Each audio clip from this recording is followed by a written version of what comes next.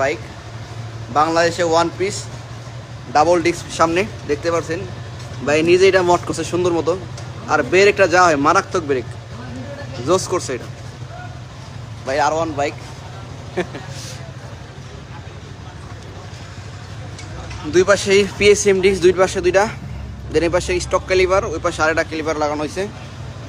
বাইকের সামনের ব্রেকিংটা একদম মারাত্মক সুন্দর ক্লাম করে ভাই নিজে বানিয়ে নিছে এটা।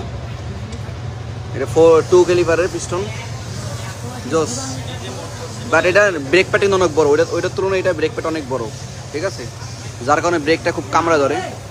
স্টক রিংয়ের ভিতরে ভাই মট করে লাগাই নিছে, স্টক রিংয়ের ভিতরে ক্লাম দিয়ে পাতি দিয়ে সুন্দর করে বানিয়ে নিছে। লুকসটাও জোস হয়েছে এবং ব্রেকটা মারাত্মক, ব্রেক মারাত্মক। ওই সামনের ড্যাশবোর্ডটা দেখাই, এই যে দুইটা হুস পাইপ ওখান থেকে নিয়ে এখানে লাগানো হয়েছে, এক্সট্রা কোনো কিছু লাগানো।